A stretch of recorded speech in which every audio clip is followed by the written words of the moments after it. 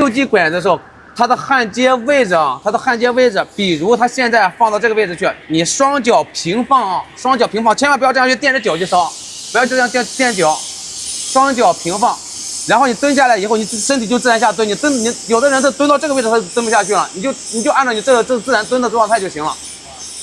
你蹲的位置，看它的焊接位置，它的上沿的位置，焊到上口的位置，如果不超过你鼻梁的情况下啊，不超过你鼻孔腔鼻梁的情况下，你就可以蹲着去烧。如果它是超过你鼻梁到这个位置，到眼睛这个位置去的时候，你就不要蹲着去烧了。这个位置只适合低头弯腰去干。如果你蹲着去烧，你这一根焊条烧不上去，你的胳膊提不起来。只要你的胳膊举过头顶以后，你的手的稳定度就变差了。